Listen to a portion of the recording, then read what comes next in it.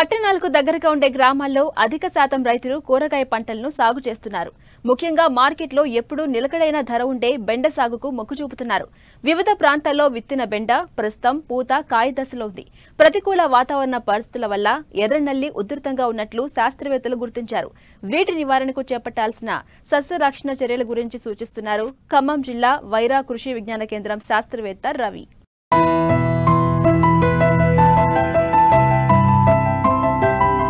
బెండ ఏడాది పొడవునా సాగయ్యే పంట. 4 నెలలు కాలపరిమితిని కలిగిన ఈ పంటలో హైబ్రిడ్ రకాలు అందుబాటులోకి వచ్చాక రైతులు ఎకరాకు 50 నుంచి 100 క్వింటాళ్ల దిగుబడి సాధిస్తున్నారు. ఏడాదిలో ఎక్కువ రోజుల పాటు మార్కెట్ ధర నిలకడగా కొనసాగటం వల్ల రైతులు మంచి ఫలితాలు సాధిస్తున్నారు. ప్రస్తుతం రబీలో విత్తిన బెండ పూత కాయ దశలో ఉంది. ఇప్పటికే 1-2 కోతలు కూడా జరిగాయి. అయితే ప్రతికూల వాతావరణ పరిస్థితుల కారణంగా చాలా చోట్ల ఎర్రనల్లి ఆశించినట్లు శాస్త్రవేత్తలు గుర్తించారు. దీని ప్రభావం వల్ల పంట దిగుబడులు తగ్గే అవకాశం ఉంది. వీటి నివారణ చర్యల గురించి తెలియజేస్తున్నారు ఖమ్మం జిల్లా వైరా కృషి విజ్ఞాన కేంద్రం శాస్త్రవేత్త రవి. ప్రస్తుతం బెండ అనేది కూడా చాలా వరకు మనకు పూత కాత అదేవిధంగా కాయ దశలో ఉండడం కూడా జరుగుతుంది. అయితే ప్రస్తుతం నెలకొన్న వాతావరణ పరిస్థితుల వల్ల చాలా వరకు మనకు బెండలో కూడా మనకు ఈ ఎర్రనల్లి అనే కూడా ఉధృతి కూడా మనం గమనించడం జరిగింది. వాతావరణం చాలా పొడిగా ఉన్నప్పుడు కూడా మనకు దీని యొక్క ఉధృతి కూడా మనకు రావడం జరుగుతుంది. ముఖ్యంగా దీని యొక్క లక్షణాలు కనుక ఒకసారి కనుక చూసుకున్నట్లయితే ఒక ఆడపురుగు వచ్చేసి కూడా సుమారుగా ఒక 2 నుంచి 4 వరకు కూడా ప్రతిరోజు కూడా సుమారుగా ఒక 2000 గుడ్లను కూడా ఆకు అడుగు భాగం కూడా పెట్టడం జరుగుతుంది. ఈ గుడ్లు కూడా ముఖ్యంగా మనకు 2-3 రోజులలో కూడా మొత్తం పొదగబడి కూడా అందులో నుంచి మనకు లార్వలు కూడా రావడం జరుగుతుంది. ఈ తల్లి పురుగులు అదేవిధంగా ఈ పిల్ల పురుగులు కూడా ఆకు అడుగు భాగాన రసం పీల్చడం చేస్తుంది. కాబట్టి ఎప్పుడైతే రసం పీల్చడం వల్ల చాలా వరకు కూడా మనకు ఆకులు కూడా మొత్తము పసుపు రంగుగా మచ్చలు కూడా ఏర్పడి అదేవిధంగా ఎప్పుడైతే కనుక ఉధృతి బాగా ఉందనుకోండి అప్పుడు కూడా ఆకులు కూడా మొత్తం కూడా పండబారిపోవడం జారిపోయి ముడుచుకొని కూడా అనేది కూడా మనం గమనించవచ్చు. ఇది ఎప్పుడైతే గుడ్లు పెడుతుందో అంటే వివిధ రకమైన శత్రువుల నుంచి కాపాడుకోవడానికి కోసం కూడా ఈ బూజు కూడా తయారు చేస్తుంది. అంటే ఆ బూజు కూడా మొత్తం కూడా ఆకుల చుట్టూ కూడా అదేవిధంగా మనకు కొమ్మల చుట్టూ కూడా మొత్తం కూడా గూడులాగా చేసుకొని ఈ గుడ్లను కూడా మొత్తం కూడా అది కాపాడుకోవడం జరుగుతుంది. పూత కాత వచ్చినప్పుడు కూడా రసం పీల్చేసరికి కూడా మనకు కాయలు కూడా మొత్తం కూడా తెలుపు రంగులోకి మారిపోయి కూడా మార్కెట్లో సరైన మద్దతు ధర దొరక కూడా రైతులు కూడా మనకు నష్టపోయే అవకాశం ఉంటుంది. కాబట్టి దీని యొక్క ఉధృతి చూసుకున్నట్లయితే సుమారుగా ఒక 7 నుంచి 20% వరకు దీని యొక్క ఉధృతి కూడా ఉన్నట్టు గమనించడం జరిగింది. కాబట్టి మనము దీన్ని గమనించుకొని సస్యరక్షణ చర్యలు చేసుకున్నట్లయితే నీటిలో కరిగే గ్రంథకం లీటర్ నీటికి 3 గ్రాములు కనుక పిచికారీ చేసుకున్నట్లయితే చాలా వరకు కూడా తగ్గిపోతుంది. అదే కనుక ఇంకా ఉధృతి ఎక్కువ ఉన్నట్లయితే అప్పుడు ఫెన్ప్రోపాత్రిన్ అది మనకు 30% ఈసీలో దొరుకుతుంది. అది లీటర్కి 0.5 మిల్లీలీటర్లు కనుక పిచికారీ చేసుకోవచ్చు. నల్లికి ముఖ్యంగా మనకు బాగా ఎఫెక్టివ్గా పనిచేసేది మనకు ఒబెరాన్ మనకు స్పైరోమెస్ఫెన్ లీటర్కి 1.25 మిల్లీలీటర్లు కనుక పిచికారీ చేసుకున్నా సరిపోతుంది. అదేవిధంగా మనకు డైకోఫాల్ కూడా మనకు లీటర్కి 5 మిల్లీలీటర్లు కనుక పిచికారీ చేసుకున్నా కూడా ఈ ఎర్ర నెలల నుంచి కూడా మనకు బయటపడే అవకాశం ఉంటుంది. కాబట్టి ఈ నల్లి కూడా ముఖ్యంగా మనకి ఈ దశలోనే మనకు ఎక్కువ ఆశిస్తుంది. కాబట్టి రైతులు దీన్ని గమనించి కనుక చేసుకున్నట్లయితే బెండలో మంచి లాభాలు కూడా వచ్చే అవకాశం ఉంటుంది. కాబట్టి ఇదంతా గమనించగలరు.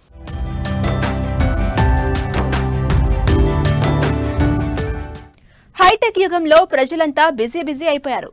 ఉద్యోగ వ్యాపారాలతో ప్రజల జీవనశైలి మారిపోయింది. దీంతో అందరూ ఫాస్ట్ ఫుడ్ బాట పట్టారు. అయితే ఫాస్ట్ ఫుడ్ తింటున్న అనేక మంది రోగాల బారిన పడి నానా ఇబ్బందులు పడుతున్నారు. ఈ సమస్యల నుంచి బయటపడేందుకు అందరి చూపు మిల్లెట్స్ పై పడింది. ఉదయం టిఫిన్ నుంచి రాత్రి డిన్నర్ వరకు అందరూ చిరుధాన్యాల ఫుడ్ కి అలవాటు పడుతున్నారు. దీంతో మార్కెట్లో మిల్లెట్స్ కి ఏర్పడిన డిమాండ్ ని ఉపయోగించుకుని ఉపాధిగా మార్చుకోవాలని సూచిస్తూ మహిళలకు ఉచితంగా శిక్షణ ఇస్తున్నారు ఆముదాల వలస శాస్త్రవేత్తలు.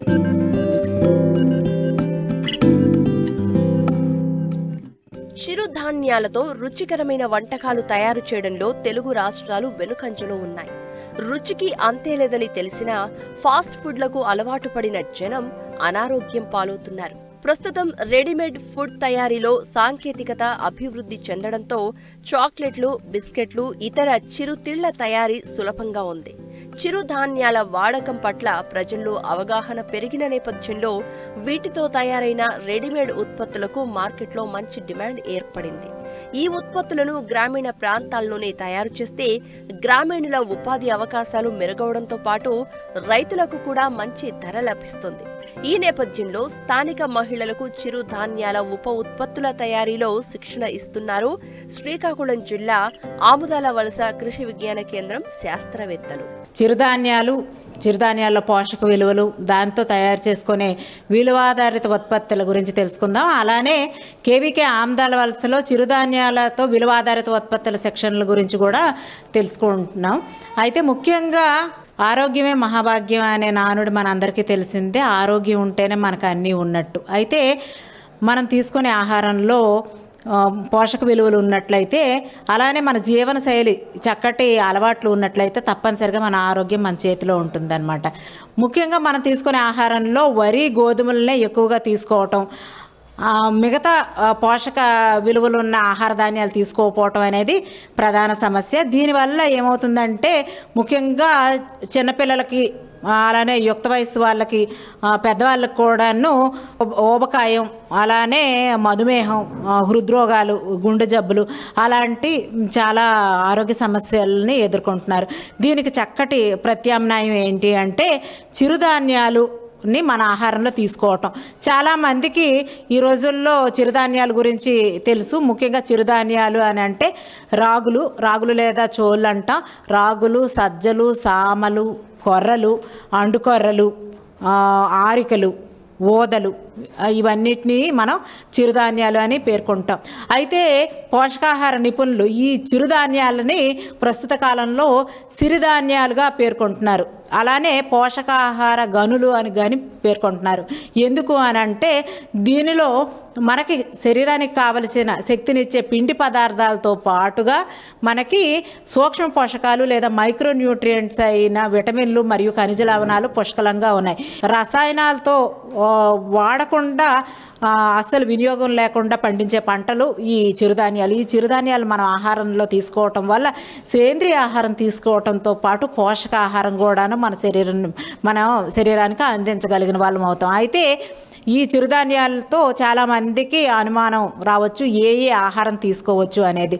ఈ చిరుధాన్యాలతో మనం వరి, గోధుమలతో, బియ్యపిండి, గోధుమ పిండితో ఏమైతే చేసుకుంటున్నామో అన్నీ కూడాను అన్నం, పాయసం, అలానే సాంప్రదాయ వంటలైన అరిసెలు, మురుకులు ఇలాంటి వాటితో పాటుగా మనం దోశ పిండిలు, అలానే ఇడ్లీ రవ్వలు, ఉప్మా రవ్వలు ఇలాంటివి రెడీ టు కుక్ ఫుడ్స్ కూడా మనం తయారు చేసుకోవచ్చు. అదేవిధంగా వర్మిసెల్లి, అలాంటి పాస్తా ఇలాంటివి కూడా చిరుధాన్యాలతో తయారు చేసుకోవచ్చు. దీనిలో పుష్కలంగా మనకి పోషక పదార్థాలు ఉన్నాయి. అయితే ఈ చిరుధాన్యాల్లో ముఖ్యంగా ఉన్న పోషక విలువలు ఏంటి అని అంటే దీనిలో మనం ముందుగా చెప్పుకుంటున్నట్టు రాగులు తీసుకున్నట్లయితే రాగుల్లో ఎక్కువగా పాలలో ఉన్నంతగా కాల్షియం అనేది ఉంది. కాల్షియం మనందరికీ తెలుసు.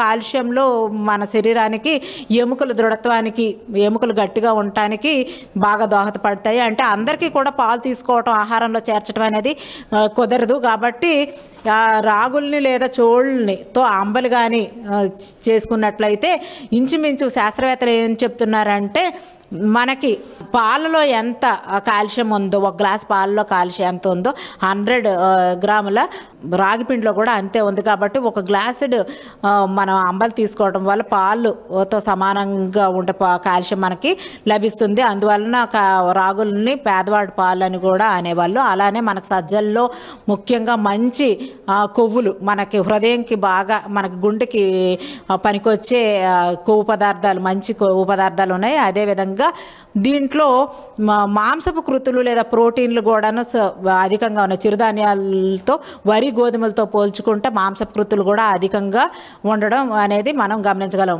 మనం ఇతర ధాన్యాలతో, ప్రధాన ధాన్యాలతో పోల్చి చూసుకుంటే చిరుధాన్యాల్లో పీచు పదార్థం అధికంగా ఉంది. కాబట్టి ఇవన్నీ దృష్టిలో పెట్టుకొని కృషి విజ్ఞాన కేంద్రం ఆముదాల వలస వారు ఔత్సాహిక యువత, స్త్రీలు, మహిళలు, గ్రామీణ ప్రజలకి చిరుధాన్యాలతో విలువ ఆధారిత ఉత్పత్తులపై శిక్షణ కార్యక్రమాలు నిర్వహిస్తూ ఉన్నారు. కాబట్టి ఈ సదావకాశాన్ని అందరూ వినియోగించుకొని వృత్తి విద్యా శిక్షణ కార్యక్రమాలకి హాజరయ్యి వాళ్ళు స్వయం ఉపాధి పొందవచ్చు. చిరుధాన్యాల్లో ఇనుము, calcium, potassium, manganese, zinc, magnesium, selenium, sodium వంటి ఖనిజ లవణాలు పుష్కలంగా ఉంటాయి. ఉప ఉత్పత్తులను చేయడంతో వీటిని పండించిన రైతులకు కూడా మంచి ధర లభించి ఆర్థికంగా నిలదొక్కునేందుకు అవకాశం ఉంటుంది. గిరిజన ప్రాంతాల్లో ఎక్కువగా చిరుధాన్య పంటలు పండించడం జరుగుతుంది. ఈ గిరిజన రైతులందరూ కూడా వాళ్ళు పండించే పంటల్లో వీలైనంత వరకు ఎటువంటి పురుగు మందులు కానీ అలాగే ఎరువులు కానీ వాడకుండా పండిస్తుంటారు. కాబట్టి సేంద్రియ ఉత్పత్తులు కూడా రాను రాను గిరాకీ పెరుగుతుంది. చాలామంది సేంద్రియ ఉత్పత్తులు తినడానికి కూడా ఆసక్తి కనబరుస్తున్నారు. అందులో ప్రత్యేకించి ఒక రకంగా ఆరోగ్యపరంగా కూడా బాగా అవకాశం ఉండేటువంటి పంటలు ఈ చిరుధాన్య పంటలు. కాబట్టి గిరిజన ప్రాంతాల్లో పండిస్తున్న చిరుధాన్య పంటలకు గిరాకీ పెరగాలన్నా, ధర పెరగాలన్నా, అలాగే గిరిజన రైతుల తాలూకా ఆదాయం పెరగాలంటే ఈ పండిస్తున్న రైతులకు ఎక్కువ ఆదాయం రావడానికి ఈ ఉత్పత్తులన్నింటినీ కూడా విలువ ఆధారిత ఉత్పత్తులుగా తయారు చేసి, అంటే ఈ మైదాన ప్రాంతాల్లో కానీ పట్టణ ప్రాంతాల్లో కానీ తినేవాళ్ళు వీలుగా ఈ చిరుధాన్యాలను, అంటే చిరుధాన్యాలు పండించిన పంటలాగా తినాలంటే కొంచెం ఇబ్బంది కలుగుతుంది. కాబట్టి వాటిని రకరకాలుగా తయారు చేస్తూ బిస్కెట్ల రూపంలో కానీ, రకరకాల పౌడర్స్ రూపంలో కానీ, మాల్ట్స్ రూపంలో కానీ ఈ తయారు చేసి అవి కనుక వారిని అందించగలిగితే ఎక్కువ తినేవారు ఉంటారు. ఎప్పుడైతే మార్కెట్ గిరాకీ పెరుగుతుందో ఈ పంటలు పండించేటువంటి రైతులకు కూడా ఆదాయం పెరగడానికి ఆస్కారం ఉంటుందనేటువంటి ఉద్దేశంతో ఈ కృషి విజ్ఞాన కేంద్రాల ద్వారా గిరిజన మహిళలకు అలాగే మైదాన ప్రాంత యువతకు కూడా చిరుధాన్యాలతో విలువ ఆధారిత ఉత్పత్తుల మీద శిక్షణా కార్యక్రమాలని నిర్వహించడం అనేది జరుగుతుంది. చిరుధాన్యాలలో ఉండే ప్రోటీన్లు, విటమిన్లు, పీచు పదార్థాలు ఆరోగ్యానికి ఎంతో మేలు చేస్తాయి. షుగర్, బీపీ, థైరాయిడ్ వంటి వ్యాధిగ్రస్తులకు ఇవి చాలా అవసరం. ప్రముఖ కంపెనీలు సైతం చిరుధాన్యాల ఉత్పత్తులను తయారు చేస్తున్నాయంటే డిమాండ్ ఎంత ఉందో తెలుసుకోవచ్చు. ప్రస్తుతం వీటి వాడకం విస్తృతమైన నేపథ్యంలో గ్రామీణ ప్రాంతాల్లో ఈ తయారీ యూనిట్లను మరింత విస్తరిస్తే ఉపాధి అవకాశాలు మరింత మెరుగయ్యే వీలుంది.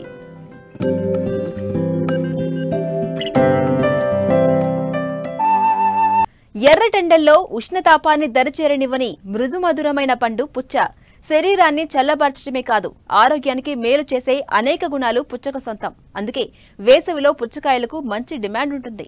ఈ గిరాకీని అందిపుచ్చుకునేందుకు చాలా మంది రైతులు దపదపాలుగా పుచ్చను సాగు చేస్తున్నారు. అయితే ఈ పంటకు వైరస్ అధికంగా ఆశిస్తూ ఉండడంతో రైతులు రసాయన మందులను అధికంగా వాడుతున్నారు. దీనివల్ల పండ్ల నాణ్యత తగ్గిపోయి ఆశించిన ఫలితాలు పొందలేకపోతున్నారు.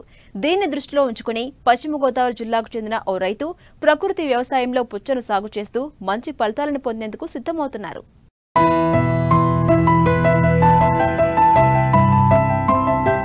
తెలుగు రాష్ట్రాల్లో విరివిగా సాగు చేసే తీగజాతి పంట వాటర్ మిలాన్, మస్క్ మిలాన్. వీటి వినియోగం నానాటికి పెరుగుతూ ఉండడంతో తేలిక భూములు, గరప నేలలు ఉన్న అన్ని ప్రాంతాల్లోనూ అధిక విస్తీర్ణంలో ఈ పంటలు సాగవుతున్నాయి. ఈ కాయల్లో 90% నీటితో పాటు ఖనిజ లవణాలు, కార్బోహైడ్రేట్లు, విటమిన్ ఏ, సిలు అధికంగా ఉండడమే కాకుండా తక్కువ క్యాలరీలు ఉంటాయి. అంతేకాకుండా దాహాన్ని తీర్చే గుణం కలిగి ఉండడం వల్ల వీటి వినియోగం వేసవిలో అధికంగా ఉంటుంది. గతంలో 10 కిలోల బరువు తూగే పుచ్చ రకాలు ఉండేవి. అయితే వినియోగదారుల అభిరుచికి అనుగుణంగా మధ్యస్థ సైజు, చిన్న సైజులో కాయలు వచ్చే హైబ్రిడ్ల అభివృద్ధి జరగడం, అన్ని కాలాల్లోనూ సాగు చేయదగ్గ రకాలు లభిస్తూ ఉండడంతో కొంతమంది రైతులు సంవత్సరం పొడవునా పుచ్చ సాగు చేస్తూ మంచి ఫలితాలు సాధిస్తున్నారు. ఈ కోవలోనే పశ్చిమ గోదావరి జిల్లా కాళ్ల మండలం పెదమిరం గ్రామానికి చెందిన రైతు సీతారామచంద్రమూర్తి ప్రకృతి విధానంలో పుచ్చ సాగు చేస్తున్నారు. మల్చింగ్, డ్రిప్ పద్ధతిలో సాగు చేస్తూ కలుపు నివారించడమే కాకుండా నీటి వృధాను అరికడుతున్నారు. అంతేకాదు ఎరువులను కూడా సులువుగా అందిస్తూ ఆధునిక పద్ధతిలో వ్యవసాయం చేస్తూ అరుదైన ఫలితాలు సాధించేందుకు సిద్ధమవుతున్నారు. 5 ఎకరాల్లో ఆర్గానిక్ వ్యవసాయం చేస్తున్నాను. ఈ సంవత్సరం ఈ క్రాప్ పుచ్చ సాగు చేస్తున్నాను 1 ఎకరంలోను. అది కూడా సేంద్రీయంగానే చేస్తున్నాను. దాంట్లో వాడేది కూడా ఘనజీవామృతము, ద్రవజీవామృతము, ఈ కషాయాలతోనే నేను చేస్తున్నాను. పురుగు మందులు కానీ ఎరువులు కానీ నేను వాడలేదు. కంప్లీట్ సేంద్రియ పద్ధతిలోనే నేను వ్యవసాయం చేస్తున్నాను. కాయగూరలు కూడా పుచ్చ కూడా ఇక సేమ్ అలాగే చేస్తున్నాను. పుచ్చ సాగు వచ్చి 65 నుంచి 70 రోజుల్లో సాగుకు వస్తుంది. ఇప్పుడు నేను ఈ పుచ్చ పంట వేసి 30 రోజులైంది. ఇంకో 35-40 రోజుల్లో కోతకు వస్తుంది. రెడ్ లేడీ పుచ్చ సాగు చేశాను. గ్రంథి చలమయ్య గారు తడుగు నుంచి తెచ్చుకున్నాను సీడు. తెచ్చుకుని డైరెక్ట్ సీడింగ్ చేసుకున్నాను. ఫస్ట్ పుచ్చబాత వేయాలంటే భూమిని శుభ్రంగా దున్నుకుని 6 అడుగులకు ఒక బెడ్ అడిగేసుకుని దాని మీద మల్చింగ్ పేపర్ వేసుకుని మల్చింగ్ పేపర్ డ్రిప్ ఇవన్నీ ముందు బెడ్లు వేసుకుని వెంటనే ఘనజీవామృతం ఎకరానికి వచ్చి ఒక 400 కేజీలు ఘనజీవామృతం వేసి డ్రిప్ పైపులు పెట్టుకుని తర్వాత మల్చింగ్ పేపర్ వేసుకున్న తర్వాత సీడింగ్ చేసుకున్న 7వ రోజు కాడి నుంచి కూడా ద్రవజీవామృతము వాటరు ప్రతిరోజు ఇచ్చుకుంటూ రావాలి. ద్రవజీవామృతం వచ్చి వారానికి ఒకసారి కషాయాలు ఉంటాయి మా దగ్గర తయారు చేసుకుంటాం మేము. అయ్యను జీవన ఎరువులు ఉంటాయి. జీవన ఎరువులు వచ్చి ZBNF నోకరాజు గారు ఉన్నారు, మేనేజర్ గారు, ఆయన మాకు తయారు చేస్తూ నేర్పారు. ఈ సేంద్రియ ఎరువులు కలిపి వాడుతూ ఇప్పుడు వరకు 35 రోజుల్లోనూ నాకు ఏ ఇబ్బంది లేకుండా ఉంది. ఇప్పుడే కాయ దిగుబడికి మొదలైంది. ఇంకో 35-40 రోజుల్లో దిగుబడికి వస్తుంది. ఎకరానికి వచ్చి సుమారుగా నేను అనుకుంటాను ఎంతవరకు వస్తుంది అంటే నేను 25,000 నుంచి 30,000 అవుతుందని నేను అనుకుంటున్నాను. పట్టుబడి ఇది కోతకు వచ్చేటప్పటికి నా లెక్క ప్రకారం అయితే ఖర్చులు పోను నాకు ఒక 70,000 మిగులుతుందని నేను అంచనా వేస్తున్నాను. చీడలై పురుగులై పడకుండా ట్రాపర్స్ పెట్టుకుంటాము. తర్వాత కషాయాలు ఉంటాయి, కషాయాలు వాడుకుంటాము. పంచగవ్య ఒకటి వాడతాము.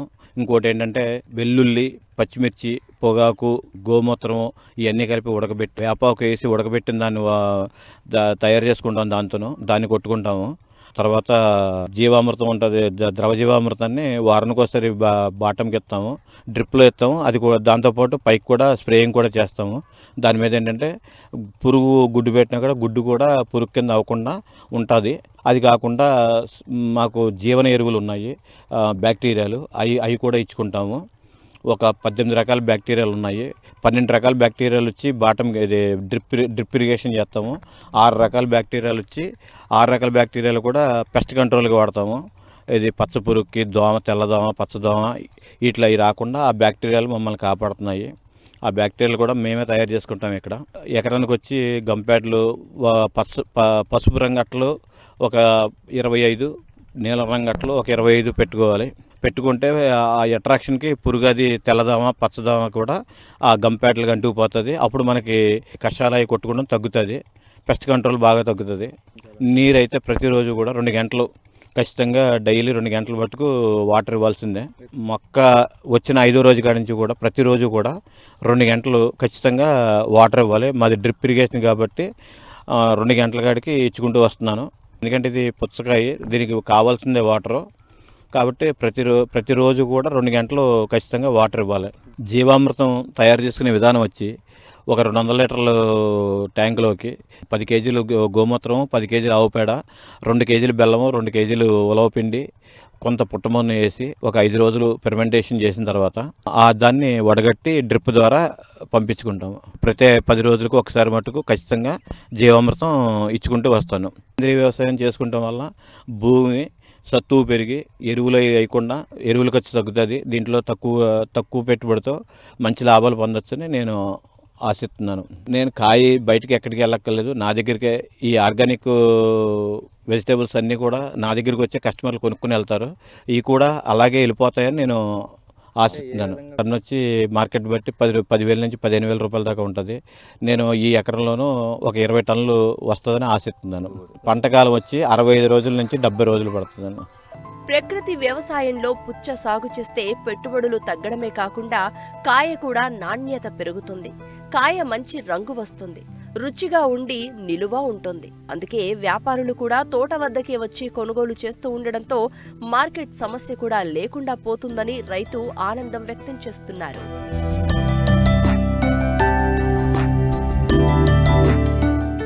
పెరిగిన మేత ధరలతో గుడ్డు ధరలు గిట్టుబాటు కావట్లేదంటూ కోళ్ల పెంపకందారులు ఆందోళన వ్యక్తం చేస్తున్నారు. పశ్చిమ గోదావరి జిల్లాలో వ్యవసాయానికి అనుబంధంగా విస్తరించింది లేయర్ కోళ్ల పెంపకం. గతంలో పెంపకం లాభసాటిగా ఉన్నప్పటికీ 2-3 ఏళ్లుగా నష్టాలు తప్పడం లేదంటున్నారు.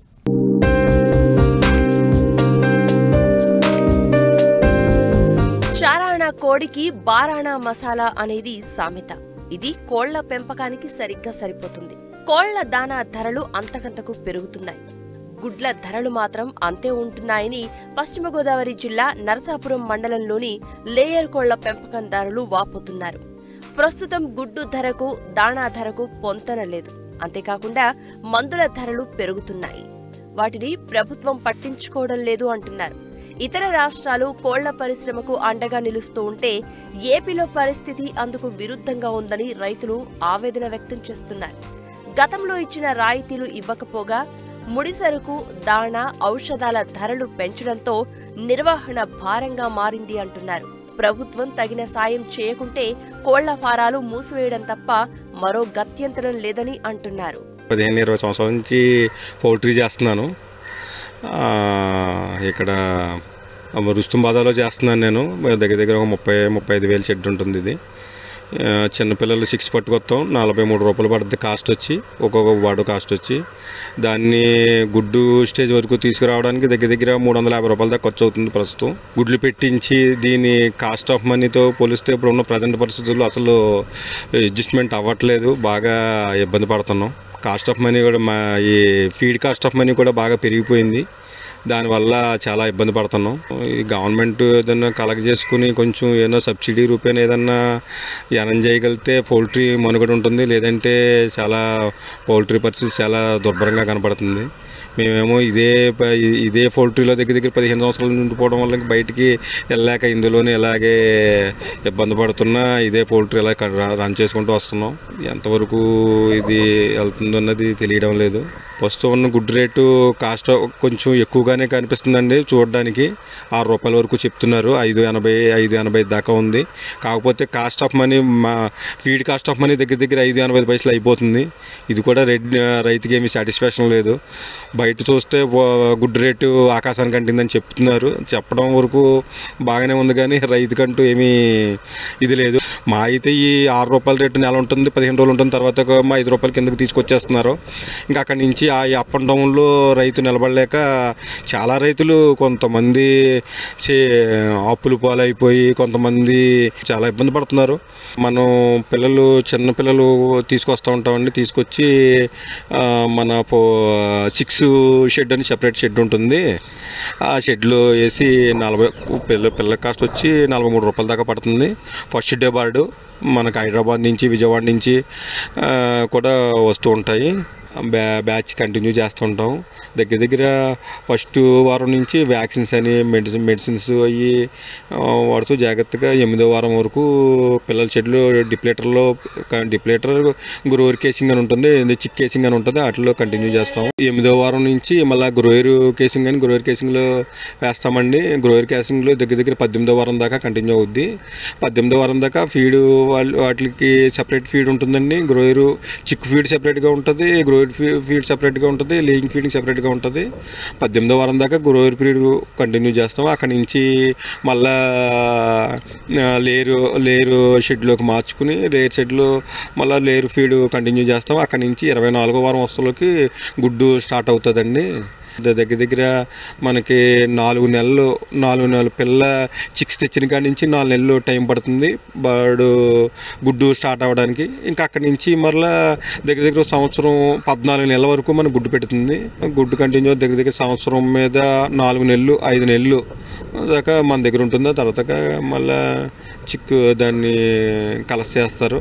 కాకపోతే 350 రూపాయల దాకా బర్డ్ వచ్చి కెట్టుతుంది. చివరి లాస్ట్ కొత్తలకి ఆ 350 రూపాయలు రావట్లేదు. అక్కడే కొంచెం రైతు బాగా ఇబ్బంది పడుతున్నాడు. ఇది ఏదన్నా కొద్ది ఫీడ్ కాస్ట్ కొంచెం డౌన్ పొజిషన్ ఉంటే అది అంతా రికవర్ అవుతుంది. రైతు కూడా సంతోషంగా ఉంటాడు. కొంతకాలం ఎదరికి వెళ్తుంది. ఆంధ్రాలో పౌల్ట్రీ పరిస్థితి మన కూడా చాలా దుర్భరంగా ఉంది. బయట స్టేట్స్ బాగున్నాయి అనిపిస్తుంది మన మీద. ఏదైనా అవకాశం ఉంటే గవర్నమెంట్ ఏదైనా తీసుకుంటానంటే ఎంత చర్యలు స్పీడ్గా తీసుకుంటే అంత పౌల్ట్రీ మనం కూడా బాగుంటుంది. లేదంటే పౌల్ట్రీ పరిస్థితి చాలా ఇదిగా ఉంటుందని బాగా అనుకుంటున్నాం.